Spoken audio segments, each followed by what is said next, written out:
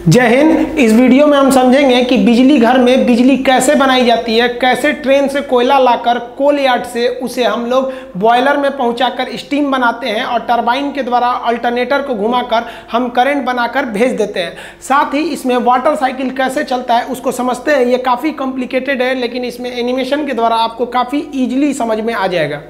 देखिए, जो electric power plant होता है वो बहुत बड़ा यूनिट होता है। वो लगभग 3-4 किलोमीटर एरिया में फैला होता है, जिसमें से कई खंड होते हैं। हम एक एक पार्ट को सबसे पहले पहुंचते हैं। हमको वहाँ हीट उत्पन्न करना है, स्टीम बनाने के लिए, पानी खौलाने के लिए हमें हीट चाहिए। ये हीट हमें कोयले से मिलती है। अब वहाँ थोड़ा मोड़ा कोयला नहीं चाहिए, बहुत ज़्यादा चाहिए, क्योंकि कोयला घट जाएगा तो बिजली प्लांट बंद होगा और पूरे शहर में बिजली कट जाएगी। इसलिए हम लोग 1.5 मिलियन टन 1.5 मिलियन टन कोयला को रखते हैं, जो 40 दिन का स्टॉक होता है। ये कोयला को हम लोग कोल यार्ड में रख देते हैं। इसे कोल हैंडलिंग डिपार्टमेंट को सौंप दिया जाता है। यहाँ ट्रेन आती है और इस कोयले को यहाँ पर खाली करके डंप करके चली जाती है।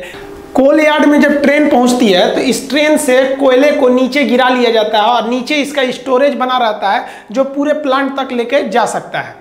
एक एक करके हर एक वैगन से कोयले को गिरा दिया जाता है, रिलीज करके नीचे स्टोरेज में। इसे खाली करने की कई विधियां होती हैं। देखिए क्या किया जाता है, जो कभी कभी जो बॉक्सेन वाले डिब्बे होते हैं जो ऊपर से खुले रहते हैं, उनको ले आया जाता है और उनकी कॉपलिंग को छोड़ा दिया जाता है, जिससे वो एक डिब्बे से दूसरे में पकड़े रहते हैं। और उसके बाद ये जो मशीन होती है, लिफ्ट मशीन, इसको पूरी तरह से उल्टा कर देती है, जिस वजह से इसमें का सारा कोयला थर्मल पावर प्लांट के कोल यार्ड में नीचे चला जाता है और नीचे इसे कन्वेयर द्वारा उठा लिया जाता है। फिर इसको ये मशीन जो है केवल इसी बॉगी को पकड़ती है और फिर सीधा रख देती है। फिर उसकी कॉपलिंग को कर दिया जाता है और इस ट्रेन को आगे के लिए रवाना कर दिया जाता है। तो कई विधियां द्वारा इस कोयला को कोल यार्ड में खाली किया जाता है। एक मशीन द्वारा उस गिराए गए कोयले को हम लोग उठा लेते हैं। जैसे ये मशीन देख रहे हैं, तो ये यहाँ से ऐसे उठा लेगा यहाँ से और इस पर गिरा देगा, ये कन्वेयर द्वारा, और ये इस पर गिरेगा ना तो इस रास्ते से ये आगे जा सकता है। यहाँ से कोयला उठाएगा और इसी कन्वेयर पे गिराएगा, इसके रास्ते ये यहाँ आके यहाँ गिरेगा और यहाँ से ये मशीन द्वारा आगे बढ़ जाएगा। कोल यार्ड से कोयले को उठाने के लिए बहुत ही बड़ी ये भारी भरकम मशीन का प्रयोग किया जाता है। ये काफ़ी दूरी तक चल सकती है और इसके लिए एक ट्रैक बना होता है और ये अपने हाथ से कोयला उठा सकती है। इसका जो हैंडल होता है ये काफी दूर तक जा सकता है, अगल बगल के यार्ड तक, और ये मशीन को फिर आगे पीछे चलाया भी जा सकता है। ये ऊपर नीचे भी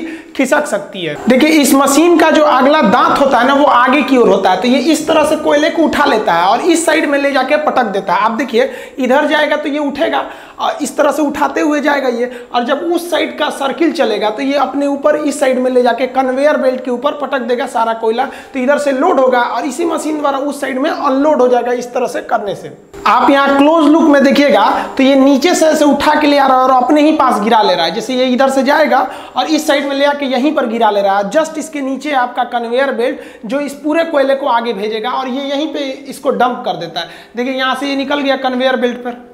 ये कन्वेयर बेल्ट पूरे प्लांट तक आगे की ओर कोयला को पहुंचा देता है, जहां तक इसको जरूरत है प्लांट में, चाहे वो कितना भी आगे प्लांट हो। तो किसी भी पावर प्लांट में कोल हैंडलिंग बहुत बड़ा एरिया होता है। कन्वेयर बेल्ट जो होता है, एक पट्टी होती है, दोहरी पट्टी, जो किसी रोटेटर पर घूमती रहती है। जैसे यहाँ हम कोई चीज को गिराएंगे तो ये इसी पर घूमते रहेगा। अब ये पट्टी यहाँ जाके अंदर हो गई है तो मटेरियल यहीं गिर जाएगा। तो एक ही पट्टी द्वारा हम इसको गिराते रहेंगे। अगर मान लीजिए इससे भी आगे ले जाना है तो एक और कन्वेयर बेल्ट यहाँ लगा देंगे, वो इससे भी आगे ले जाएगा। नहीं तो यहीं पे काम है तो यहीं पे छोड़ देंगे हम। तो ये कन्वेयर बेल्ट जोड़ के हम किसी भी चीज को बहुत आगे तक ले जा सकते हैं। ये जो कोयला होता है इसका कोई आकार ही फिक्स नहीं होता है। ये बड़ा भी हो सकता है, छोटा भी हो सकता है। तो इस कोयला को इस कन्वेयर बेल्ट के माध्यम से आगे भेजते हैं हम लोग क्रशर मशीन में।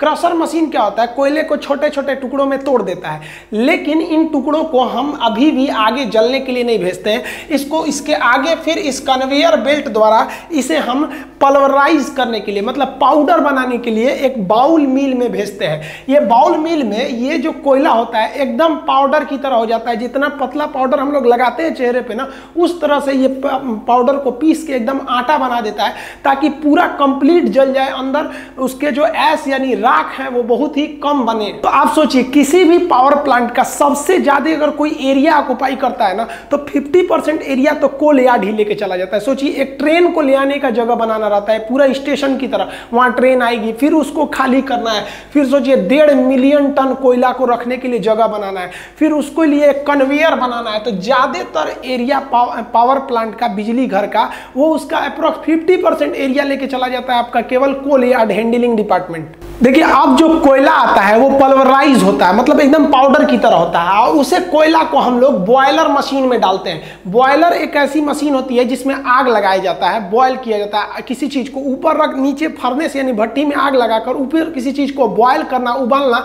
बॉयलर कहलाता है। तो इस बॉयलर में कभी भी हम लोग बड़े बड़े कोयले को नहीं डालते हैं, बल्कि वो पल्वराइज कोयले को डालते हैं पाउडर की तरह। जैसे इसमें पाउडर की तरह डालते हैं, ये कोयला यहाँ पर जलने लगता है।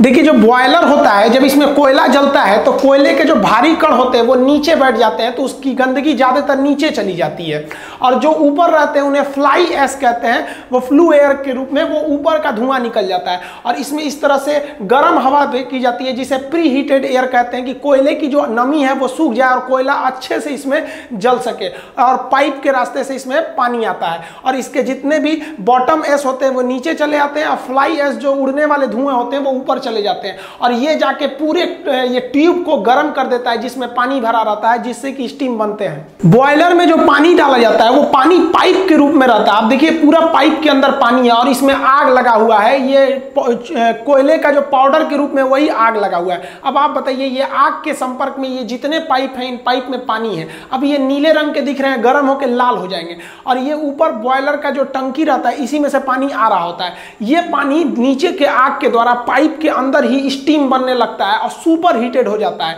बॉयलर के ऊपरी भाग में एकदम सुपर हीट, एकदम स्टीम बन जाता है, और इस स्टीम को इस बॉयलर से आगे निकाला जाता है। ये कोयला जब जलता है तो इसके ऊपर पानी रखा रहता है, पानी की एक टंकी रहती है, अतः यह कोयला जल के उस पानी की टंकी को गर्म करके स्टीम बनाता है। तो स्टीम बनाएंगे तो हम आगे के फंक्शन को समझने से पहले अभी यहीं कोयले का निपटारा कर देते हैं। कोयला जल के स्टीम बन गया, बचेगा क्या? धुआं बचेगा और राख बचेगा। अब दो तरह की राख होती है, जो भारी राख होती है वो नीचे की ओर चली जाती है, जिसे हम लोग बॉटम ऐश कहते हैं। बॉटम ऐश मतलब नीचे चले आना। तो ये बॉटम ऐश को नीचे जो होता है, एक जाली होता है जो वाइब्रेट करता है, सारा राख नीचे चला जाता है और इसे एक स्टोर में रख लिया जाता है, और इसे सीमेंट कंपनी को दे दिया जाता है, जिसमें सीमेंट बनाने के काम में आता है ये। तो बॉटम ऐश ऐसे चला गया। लेकिन जो उड़ रहा था इसमें, अभी जो आगे उड़ रहा था ऊपर की ओर, उसे फ्लाई ऐश कहते हैं, उड़ता हुआ राख। ऐश मतलब राख होता है, तो फ्लाई ऐश मतलब उड़ता हुआ राख। अब आप बताइए, उड़ता हुआ राख को अगर इस चिमनी के माध्यम से ऊपर भेज देंगे तो पूरे हवा में ये कोयला भर जाएगा, सांस लेंगे तो फेफड़े पे चिपक जाएगा काला काला। तो हमको जरूरी है कि इस धुएं में से जितने भी हानिकारक चीजें उनको छान लिया जाए। तो इसको छानने के लिए इस बॉयलर का धुआं जहां से बाहर निकलता है वहां पर एक मशीन लगा दिया जाता है, जिसे कहते हैं इलेक्ट्रोस्टैटिक प्रिसिपिटेटर। ये क्या करता है? ये निगेटिव चार्ज होता है और किसी भी धूल कण को अपने पास चिपका लेता है। जो बड़े बड़े धूल कण थे वो तो बॉटम ऐश के रूप में नीचे चले गए, जो छोटे छोटे फ्लाई ऐश थे उनको ये ESP डिवाइस यानी इलेक्ट्रोस्टैटिक्स प्रिसिपिटेटर क्या करता है? अपने पास इकट्ठा करके रख लेता है, और उसके बाद से इसको छोड़ता है ये हवा में, इस टावर इसके माध्यम द्वारा, चिमनी के द्वारा। तो ये कम हानिकारक होते हैं। अभी के समय सबको भी, किसी भी कंपनी को जो बिजली घर चला रही है उसको ESP डिवाइस लगाना जरूरी है। कहेगा कि ESP डिवाइस का काम क्या होता है? तो प्रदूषण को कम करना है। धुआं तो निकाल दिए, अब हम समझते हैं बॉयलर क्या है। तो देखिए, यहाँ पर ये जो बॉयलर था इसका हम धुआं निकाल दिए। अब बॉयलर में क्या होता है? एक भट्टी होता है, फर्नेस, भट्टी मतलब फर्नेस होता है। तो इसके नीचे से तो चला गया आपका बॉटम ऐश, और ऊपर से धुआं निकाल दिया है। जो इसमें आग जल रही है उस गर्म हवा को हम लोग फ्लू गैसेस कहते हैं। ये फ्लू गैस क्या होती है? पानी को खौलाती है। अब आपको लगेगा यहां से यहां तक एक बड़ा सा टंकी रहता है। गलत बात है, ये टंकी नहीं रहता है, बल्कि इसमें छोटे छोटे पाइप रहते हैं और उस पाइप में पानी आया रहता है। अब ये पाइप जो होते हैं छोटे छोटे रहते हैं, पतले पतले, इसलिए पानी का एरिया कम रहता है, वो चारों ओर से गर्म हो जाते हैं। और एक पाइप दूसरे पाइप से टच में नहीं रहता है, ऐसे लटका रहता है, उसके चारों ओर आग रहती है, तो ये बहुत ही जल्दी गर्म हो जाता है। नीचे का एरिया गर्म होता है, ऊपर में तो एकदम ये सुपर हीट हो जाता है पानी। अब ये पानी आता कहाँ से? तो पानी नीचे के रास्ते से आता है, ऐसे चढ़ाया जाता है, इसको नीचे से पाइप से चढ़ाया जाता है, जानबूझ के इसको टच करके चढ़ाया जाता है ताकि ये जब जलने के लिए जाए, खोलने के लिए जाए तो उससे पहले ही ये यहाँ इसके संपर्क में आ जाए और यहाँ संपर्क में आने से पहले ही थोड़ा और गर्म हो जाए। तो पानी को मेन बॉयलर में जाने से पहले ही इस आग के संपर्क में लाकर थोड़ा सा गर्म करने से हमें इकोनॉमिकली थोड़ा ज़्यादा फायदा होता है। इसलिए यहाँ बने टंकी को हम इकोनोमाइजर के नाम से जानते हैं। ये किसी भी पानी को खोलने से पहले ही थोड़ा गर्म कर देता है। ये मान लीजिए ना, आप एकदम ठंडा पानी को गर्म करेंगे, उससे अच्छा है कि आप थोड़ा सा गर्म पानी उसे और गर्म कर देंगे, तो ये थोड़ा सा पहले ही गर्म कर देता है इकोनोमाइजर। इकोनोमाइजर को अलग से हीट देने की जरूरत नहीं पड़ती है, ये फर्नेस जो भट्टी है इसी के हीट के संपर्क में आके पहले ही गर्म कर लेता है ताकि यहाँ पे गर्म हो जाए।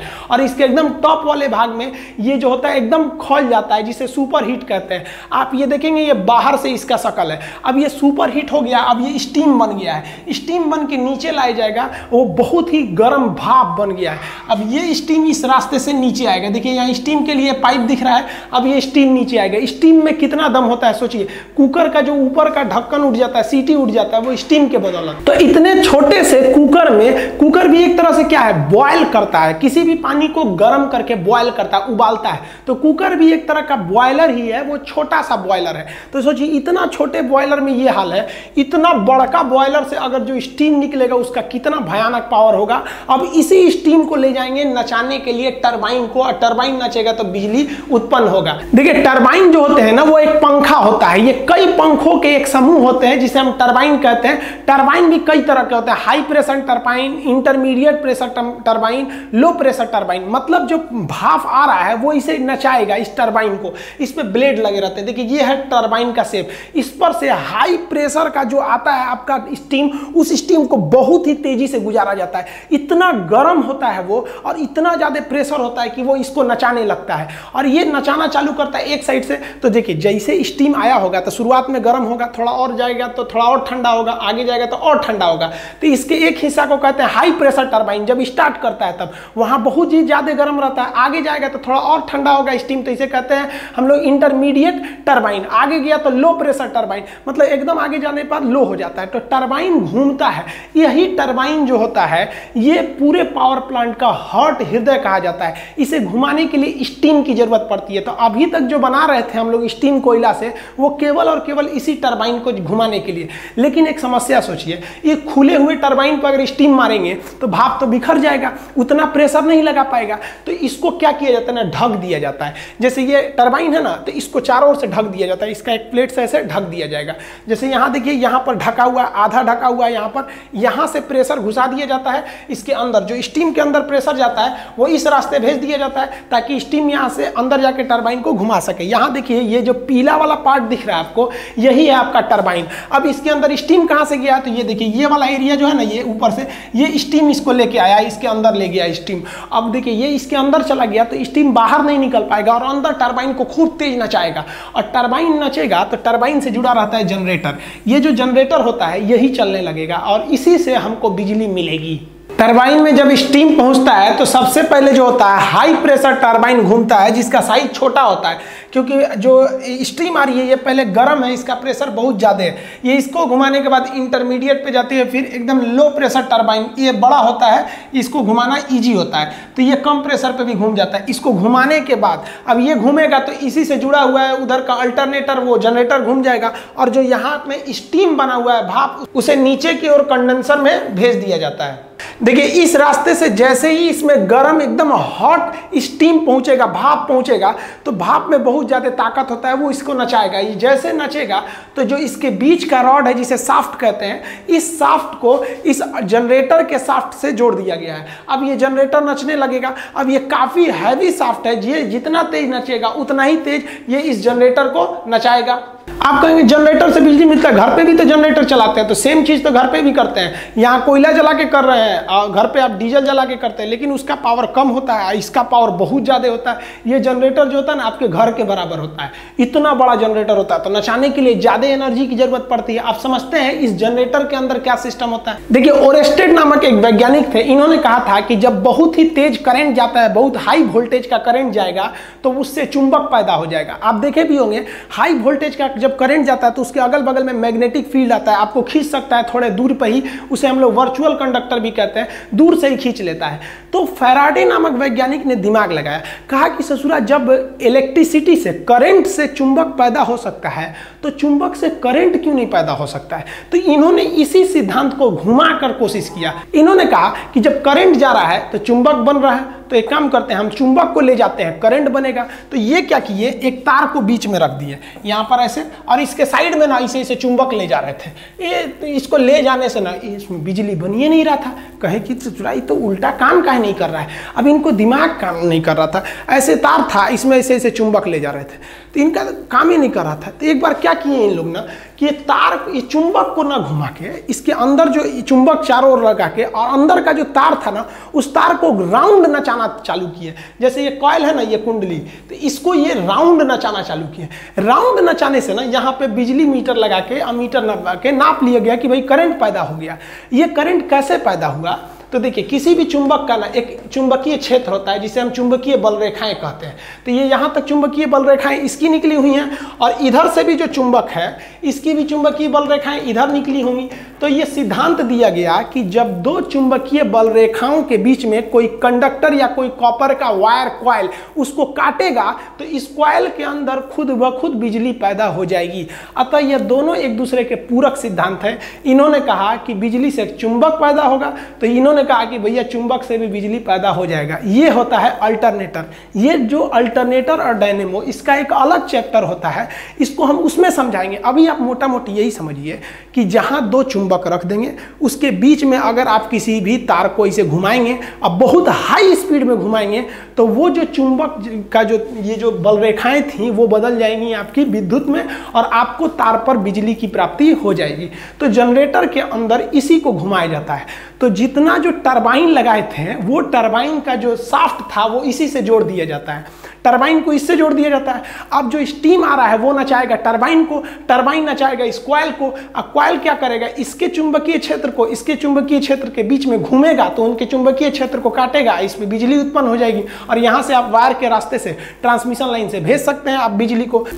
तो यहाँ समझिए, ये वाला जो एरिया है ये आपका क्या चीज है, टरबाइन है। इसमें ही वो घूम रहा है आपका टरबाइन, और ये जुड़ा हुआ है इस जनरेटर से। इस जनरेटर के दोनों ओर क्या रखा हुआ है, चुंबक है, उसके बीच में कॉइल को वो तेजी से घुमा रहा है। अब ये जो स्टीम आ गया रहता है, इसके अंदर जो भाप आई रहती है, वो भाप का टेम्परेचर 540 से 1000 डिग्री सेल्सियस गर्म रहता है, इतना टेम्परेचर रहता है। और वो भाप इतना ज्यादा दबाव बजाती है कि टरबाइन के एक ब्लेड पर 250 केजी का प्रेशर लगाती है। इतना भयानक, सोचिए 250 केजी का मतलब 4 आदमी के बराबर। एक पंखा पर अगर 4 आदमी के बराबर इसे मारा जाए लोड, ऐसे कितना तेज घूमेगा। तो इतना तेज प्रेशर से वो टरबाइन नचता है। अब ये टरबाइन आगे जुड़ गया रहता है इस जनरेटर से। जनरेटर को ही, जनरेटर के अंदर के भाग को हम लोग अल्टरनेटर कहते हैं। जैसे ये देखिए टरबाइन है, ये अंदर अंदर जुड़ा हुआ है इस वाले जनरेटर के हिस्सा से, ये अल्टरनेटर हो गया यहाँ पर। अब ये अल्टरनेटर जो होता है घूमता है 3000 आरपीएम, यानी राउंड पर मिनट, 1 मिनट में 3000 बार घूम जाता है, जिससे कि चुंबकीय फ्लक्स कटने लगते हैं और बिजली बनने लगता है। जैसे देखिए ये है आपका टरबाइन, इस टरबाइन में स्टीम आया होगा और वो स्टीम घुमाया होगा। ये है शाफ्ट। शाफ्ट उसको कहते हैं जिस पर कोई भी चीज घूम रही होती है। ये शाफ्ट के मदद से क्या होता है, ये टरबाइन जो होता है ये अल्टरनेटर से जुड़ा रहता है। अब ये टरबाइन को घुमाइएगा तो ये शाफ्ट भी घूमेगा, और ये शाफ्ट घूम के इस अल्टरनेटर को घुमाएगा, और इसके अंदर साइड साइड में है चुंबक, अब बीच में कॉइल घूमेगा, और उसके घूमने से पैदा हो जाएगी आपकी बिजली। देखिए जनरेटर के अंदर जो होता है एसी करंट उत्पन्न करने वाले जनरेटर को हम अल्टरनेटर कहते हैं। इसमें एक भाग जो होता है रुका रहता है, जो रुका रहता है उसे स्टेटर कहते हैं। आपको पता है अब इसके अंदर एक को नचाना पड़ेगा तभी इलेक्ट्रिसिटी पैदा होगी। तो जो नचने वाला भाग होता है उसे हम लोग कहते हैं रोटर। तो ये घूमेगा और ये स्थिर रहेगा। अब एक बात बताइए, इसको ऐसे खुला छोड़ देंगे, कोई घूमेगा तो करंट मार देगा। तो इसको साइड साइड में हम एक बॉडी कवर दे देते हैं। तो ये देखिए किस साइड में बॉडी कवर हो गया, एक इस साइड में हो गया, कवर हो गया। अब यहाँ एक चीज फंस जाता है, जैसे आप कवर करिएगा तो इसको जो घूमने वाला हिस्सा है, ये जो शाफ्ट है, इसको बाहर निकालिएगा। जैसे बाहर निकालिएगा तो ये इसके बॉडी से टच हो जाएगा, इसमें रगड़ करने लगेगा। तो हमको एक ऐसे चीज की चाहिए जो इसके बॉडी से टच भी हो जाए और रगड़ भी ना करे। तो इसके लिए इसमें बेयरिंग लगा लगा देते हैं। बेयरिंग डबल लेयर की होती है, जिसका बाहर का एरिया नहीं घूमता है वो बॉडी से चिपक जाएगा और अंदर का एरिया घूमेगा। तो अंदर का एरिया को इसके शाफ्ट से फंसा देते हैं और बाहर के एरिया को बॉडी से, तो ये बॉडी को पकड़े भी रहेगा और अंदर अंदर घूमते भी रहेगा। और इसको बंद कर देंगे तो ये अंदर वाला क्या होगा, नचेगा, और बाहर वाला स्थिर रहेगा। ये तो ये ब्लू कलर का ये इसका बॉडी है, अब ये नचने लगेगा। ये बेयरिंग देखिए, बाहर वाला स्थिर है, अंदर वाला घूमेगा, इस तरह से इलेक्ट्रिसिटी जनरेट हो जाएगी। और इस बिजली को क्या किया जाता है, बहुत ही हाई पावर के ट्रांसफार्मर को दे दिया जाता है। ये ट्रांसफार्मर को हम पावर ट्रांसफार्मर कहते हैं, इसे स्टेप अप ट्रांसफार्मर कहते हैं। ये ट्रांसफार्मर उस पैदा हुए बिजली को ज्यादा दूर तक भेजने के लिए इसके वोल्टेज को बढ़ाकर 2,20,000 वोल्ट यानी 220 kV से भी ज्यादा कर देते हैं। अब ये इस ट्रांसफार्मर पे डिपेंड है कि कितना वोल्टेज कर रहा है, और तब उसको क्या करते हैं, ये बड़े से ट्रांसफार्मर इसके पावर लाइन के द्वारा, ट्रांसमिशन लाइन द्वारा आगे की ओर भेज देते हैं। ये तो हम आपको इसके बारे में पूरी कंप्लीट जानकारी बता दी है कि कैसे बिजली को भेजा जाता है, इसका A to J पार्ट आइए भेज दिया जाता है। इसीलिए जिस गांव में बिजली बनती है उस गांव के ट्रांसफार्मर से उस शहर को बिजली नहीं दिया जाता है। क्यों नहीं दिया जाता है, क्योंकि यहां से जो बिजली निकल रही है 2,20,000 वोल्ट पे निकली है। किसी के घर में दे दीजिएगा उड़ जाएगा, तो उसके घर को ना देके इसे दूसरे जगह ट्रांसफर कर दिया जाता है उस बिजली को। अब एक चीज आप सोचिए कि जो स्टीम बना था भाप, उसे पूरा भफवा कहां गया। भाप तो आया था इस टरबाइन के अंदर में, भाप गया कहाँ, निकला ही नहीं। तो ये भाप जो है अगर आप इसे ठंडा कीजिएगा तो पानी बन जाएगा, और इसी पानी को अगर हम वापस बॉयलर में भेज देता हमें पानी की बचत हो जाएगी। तो क्या किया जाता है, ये जो टरबाइन घूम रहा होता है इसके नीचे एक बहुत बड़ा एक तो हम लोग बना लेते हैं कंडेंसर का टब बना लेते हैं, उसी में उस ट्यूब में ले जाके भर दिया जाता है इस भाप को, ताकि वो ठंडा हो जाए और दोबारा पानी बन जाए। तो इसके नीचे एक चेंबर रहता है जिसे हम कहते हैं कंडेंसर। वो कंडेंसर जो होता है इसे ठंडा कर देता है। ठंडा करने के लिए हम एक कूलिंग टावर का प्रयोग करते हैं। ये जो आप इसके ऊपर से देख रहे हैं ये धुआं नहीं निकल रहा है, जो भाप आया है वही निकल रहा है। तो एक बात बताइए, भाप को हवा में भेज दीजिएगा तो ये पानी बन जाएगा, तो फायदा क्या है। तो इसको हम लोग ठंडा करके दोबारा यूज कर लेते हैं इस कूलिंग टावर की मदद से। देखिए धुआं निकलता है इसके मदद से, ये है आपका चिमनी, ये जुड़ा रहता है आपका बॉयलर से, यहां से धुआं निकलता है, और ये जो है ना ये आपका कूलिंग टावर ये ठंडा करता है उस भाप को। ये कैसे करता है तो समझिए ध्यान से, इसके नीचे का भाग आप देखिए जाली के समान है, इसमें से नेचुरली ठंडी हवा जाती है। अब ये किस प्रिंसिपल पे काम करता है, तो देखिए ये जो कूलिंग टावर है इसके दो हिस्से होते हैं। जो स्टीम आया है उस स्टीम को पाइप के माध्यम से इसके ऊपर चढ़ा देते हैं। ये पाइप से चढ़ गया ऊपर में स्टीम भाप, और वो भाप जब ऊपर चढ़ेगा तो उतना देर में वो ठंडा हो चुका रहेगा, क्योंकि बहुत दूर से निकला है वो बॉयलर से, ठंडा हो जाएगा। तो इसे फुहारा द्वारा नीचे की ओर गिराते हैं। जब फुहारा द्वारा नीचे की ओर गिराते हैं तो ये पानी ये और ठंडा होने लगता है। और चिमनी के नीचे जो खोखला एरिया होता है, देखिए ये यहाँ से क्या होती है, ठंडी हवा ऊपर जाती है। तो ऊपर से स्टीम नीचे आ रहा है और नीचे से ठंडी हवा ऊपर जा रही है, बस ये दोनों मिलकर पानी बन जाते हैं। और नीचे इसके जो बेसिन होता है जहाँ ये पानी जमा रहता है वहां पर ये जमा हो जाते हैं, और इसी पानी का हम दोबारा यूज कर लेते हैं, जिसे हम वाटर साइकिल कहते हैं। ये सबसे जरूरी होता है किसी भी पावर प्लांट में वाटर साइकिल को समझना। तो ये जो कूलिंग टावर है इसमें हम लोग स्टीम को नीचे से नहीं भेजते हैं, जो टरबाइन से बचा हुआ स्टीम नीचे गया था उसे मोटर की मदद से खींच के हम लोग इस कूलिंग टावर से बीच से गिराते हैं। ये खोखला होता है और ये जब नीचे आता है तो एयर के संपर्क में आके पानी बन जाता है और ये बेसिन में जमा हो जाता है। लेकिन 100% पानी नहीं बन पाता है, वही जो थोड़ा बहुत पानी नहीं बन पाया रहता है वो भाप बन के बाहर निकल जाता है। ये 0% प्रदूषण करता है। ये तो पानी है, एक तरह से बन जाएगा पानी में। वाटर साइकिल सबसे जरूरी होता है। देखिए जब भी बिजली घर को लगाया जाता है तो उसे कोयले की बहुत ज्यादा जरूरत है, इसलिए उसमें ट्रेन का एक यार्ड बना देते हैं। और पानी की तो निरंतर जरूरत है, क्योंकि स्टीम के बिना आखिर टरबाइन नचाएंगे कैसे, तो इतना पानी लाएंगे कैसे। तो उसके लिए हम उसको नदी के पास सेट कर देते हैं, किसी भी रिवर के पास हम लोग क्या करते हैं उसे सेट कर देते हैं। लेकिन नदी का पानी इतना तो साफ रहता नहीं है, और नदी के पानी का लेवल हमेशा एक जैसा नहीं रहता है, कभी वो लेवल घट जाएगा कभी बढ़ जाएगा। तो इस नदी के पानी से हम मोटर की मदद से एक अपना तालाब बना लेते हैं, जिस तालाब को हम लोग रिजर्वायर या जलाशय कहते हैं। तो जिस किसी भी पावर प्लांट का अपना एक तालाब होता है, वो नदी से ही पानी को खींच लेता है। अब नदी के पानी उतना भी आपको उसमें मिनरल्स रहते हैं, तरह तरह के रहते हैं, कैल्शियम रहता है, ये सब रहता है। इस सब अगर कैल्शियम आयरन की मात्रा रहेगी तो पानी जल्दी भाप नहीं बनेगा। तो क्या किया जाता है, उस पानी को हम डीमिनरलाइज कहते हैं। तो डीमिनरलाइज करने वाले प्लांट को हम डीएम प्लांट कहते हैं। तो ये रिजर्वायर से हम इसको डीमिनरलाइज करके उसमें केवल H2O छोड़ते हैं उस पानी में, और ये पानी को हम क्या करते हैं, यहाँ से भेज देते हैं हम लोग ये कूलिंग टावर के नीचे बेसिन में। अब जरा देखिए, कूलिंग टावर के बेसिन में आप कहेंगे पानी कहाँ से आया था, तो वो टंकी का पानी, वो उसका पानी नहीं था बल्कि वो रिजर्वायर से गया था। तो इस कूलिंग टावर में दो तरह की पानी है, जो ऊपर से गर्म है थोड़ा और नीचे से ये ठंडा वाला आ रहा है यहाँ पे। अब इस पानी को, ये तो कूलिंग टावर के बेसिन में जमा हो गया, अब इसे हम आगे भेजते हैं। देखिए इस पानी को हमको भेजना है बॉयलर तक। तो ये जो पानी आ रहा है नीचे से, ये जा रहा है बॉयलर में। किस लिए जा रहा है भाई, तो गर्म होने के लिए जा रहा है। अब यहाँ इंजीनियरों ने बहुत अच्छा दिमाग लगाया, इसको भेजा इन लोग ने कंडेंसर के द्वारा। ये कंडेंसर कहाँ लगा रहता है, तो जो टरबाइन है उस टरबाइन के ठीक नीचे। अब आप याद कीजिए, टरबाइन तो नचा था भाप के द्वारा, और वो भाप कहाँ आया था, नीचे। और इस भाप को हम लोग भेजे थे कूलिंग टावर में। अब जानबूझ के इन दोनों पाइप को एक दूसरे के ऊपर सटा के भेजा जाता है, ताकि जो गर्म हवा निकली है ये जा रही है ठंडा होने के लिए। तो जब ये ठंडा होने के लिए जाएगा तो इधर से रिजर्वायर में होते हुए डीएम प्लांट से जो ठंडा पानी आ रहा है, ये ठंडा पानी इसके संपर्क में जैसे आएगा तो ये वाला जो आपका स्टीम है, इसी के संपर्क में आने से यहीं से पानी बनना चालू हो जाएगा, ताकि यहाँ जाकर पानी बनने में आसानी हो जाए। और साथ ही साथ ये जो पानी जा रहा है डीएम प्लांट से, ये बॉयलर में गर्म होने के लिए जा रहा है, तो इस गर्म स्टीम के संपर्क में आने से ये यहीं पर प्री हीट हो जाता है, थोड़ा पहले ही गर्म हो जाता है। तो हल्का सा तो ये यहीं गर्म हो गया।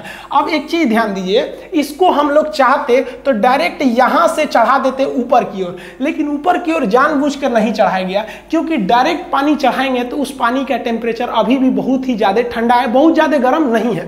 तो इसको क्या किया जाता है, आप याद कीजिए कि जो यहाँ पर हमारा जो यहाँ बॉयलर था, बॉयलर के सटा के यहाँ एक टंकी रहती है छोटी सी, जिसे हम लोग कहते हैं इकोनोमाइजर।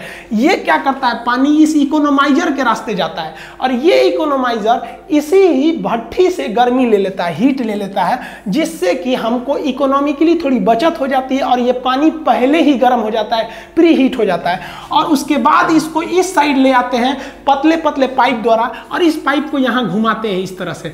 अब ये पाइप में पानी भरा हुआ है, ये पानी गर्म होने लगेगा, और गर्म होने के बाद ये क्या बनेगा, भाप बनेगा, भाप बन के स्टीम बनेगा। अब आप बताइए स्टीम कहाँ जाएगा, ये टरबाइन में जाएगा, टरबाइन को नचाएगा। यहाँ से आपको दो साइकिल आगे बढ़ेंगे।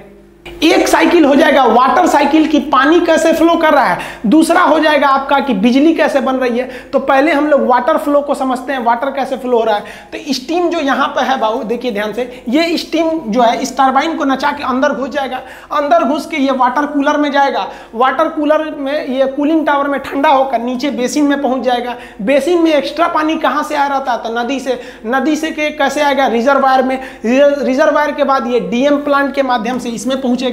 इसके बाद से ये कहां जाएगा भाई, तो ये आगे बढ़ेगा। अब ये आगे बढ़ेगा इस पाइप से कंडेंसर के होते हुए इकोनोमाइजर के पास पहुंचेगा। अब इकोनोमाइजर से ये कहां पहुंच जाएगा, बॉयलर में। बॉयलर में गर्म होने के बाद स्टीम बनेगा, स्टीम पहुंचेगा कहां, टरबाइन में। टरबाइन के बाद कंडेंसर, कंडेंसर के बाद कूलिंग टावर, कूलिंग टावर के नीचे बेसिन, फिर नदी वाला पानी मिल के फिर कहां जाएगा, बॉयलर में। तो ये वाला जो हिस्सा है ये आपका चल रहा है आपका वाटर साइकिल। लेकिन इस वाटर साइकिल के अलावा अगर आप सोचेंगे करंट साइकिल को देखने के लिए, तो करंट कैसे बन रहा है, बॉयलर में बन रहा है स्टीम, स्टीम जाके नचा रहा है किसको, टरबाइन को, टरबाइन किसको नचा रहा है, अल्टरनेटर को, अल्टरनेटर जुड़ा है ट्रांसफार्मर से, बिजली बना के भेज दिया।